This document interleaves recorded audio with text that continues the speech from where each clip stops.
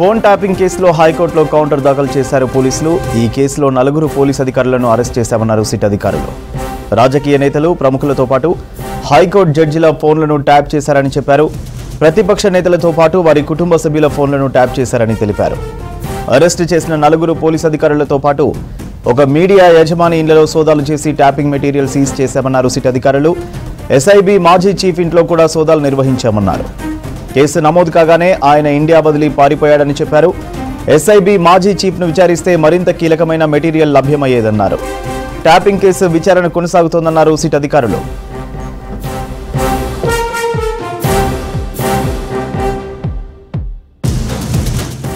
Tapping కేసులో పోలీసులు దాఖలు చేసిన కౌంటర్ పై మరిన్ని డీటెయిల్స్ సదానందం అందిస్తారు. సదా, డీటెయిల్స్ ఏంటి?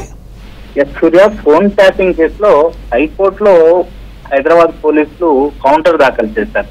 సో ముఖ్యంగా ఏంటంటే ఈ ఫోన్ ట్యాపింగ్ కేసు ఇక్కడ నడుస్తుండగానే మరోవైపు దీంట్లోనే హైకోర్టు జడ్జిలకు సంబంధించిన ఫోన్లు కూడా ట్యాప్ అయ్యాయని కొన్ని పత్రికల్లో కథనాలు వచ్చాయి. సో దీనిపైన సుమోటోగా తీసుకున్న హైకోర్టు దీనిపైన విచారణ చేసింది. లాస్ట్ మంత్ అంటే June 3 రోజు ఈ కేసును హైకోర్టులో విచారణ చేసిన తర్వాత ఇటు స్టేట్ గవర్నమెంట్, సెంట్రల్ గవర్నమెంట్ తో పాటు హైదరాబాద్ పోలీసులను కూడా దీనిలో ఇన్వాల్వ్ చేసి వీళ్ళు కౌంటర్ దాఖలు చేయాలంటూ కూడా హైకోర్టు ఆ రోజు ఆదేశాలు జారీ చేసింది. ఆ తర్వాత July 4 అంటే ఈ రోజుకు విచారణ వాయిదా వేసింది.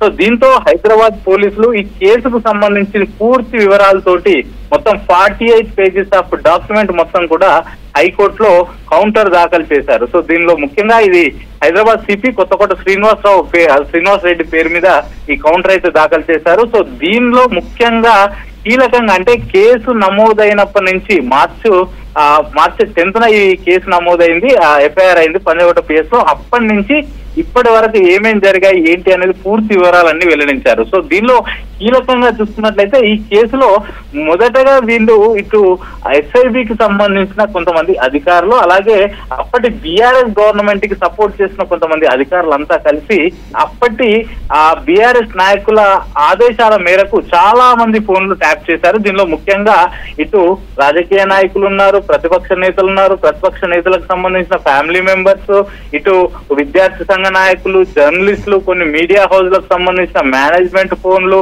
దీంతో పాటు కొంతమంది అడ్వకేట్లు, అలాగే జడ్జి శరత్ అనే జడ్జికు సంబంధించిన ఫోన్ కూడా ట్యాప్ చేశారంటూ కూడా వాళ్ళు దీనిలో పేర్కొన్నారు. సో దీనిలో భాగంగానే ఇప్పటి వరకు మొత్తం 4 అరెస్ట్ చేశాం. ఆ 4 కూడా పోలీస్ ఆఫీసర్సే. వాళ్ళ 4 స్టేట్మెంట్స్ కూడా రికార్డ్ చేశాం. అలాగే ఎస్ఐబి మాజీ చీఫ్ ప్రభాకర్ రావు ఈ కేసులో ప్రధాన నిందితుడిగా ఉన్నాడు. సో అతనికి సంబంధించి అతన్ని తీసుకురావడానికి అతను విదేశాలకు పారిపోయాడు. కేసు ఎప్పుడైతే నమోదైందో తన మీదకి వస్తుందని తెలిసి విదేశాలకు పారిపోయాడు. సో అతన్ని తీసుకురావడానికి ట్రై చేస్తున్నాం. అతనితో పాటు శ్రవణ్ రావు అనే వ్యక్తి కూడా విదేశాలకు పారిపోయాడు. వీళ్ళిద్దరిని తీసుకురావాల్సి ఉంది. వాళ్ళని విచారిస్తే మరికొన్ని విషయాలు కూడా బయటపడతాయని చెప్తున్నారు.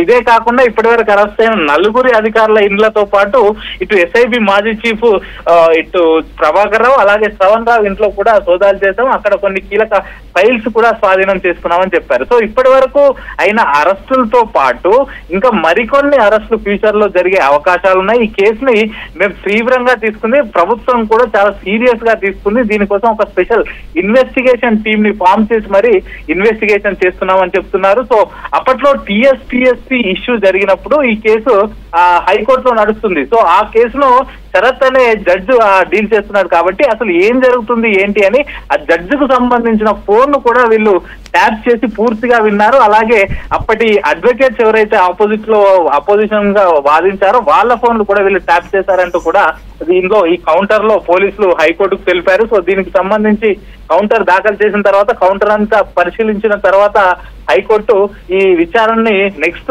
3 వారాలకు వాయిదా వేసింది. సో ఆ రోజు దీనికి సంబంధించి మరోసారి విచారణ అయితే జరిగే అవకాశాలు ఉన్నాయి. సూర్య, రైట్, థ్యాంక్ యూ సదా.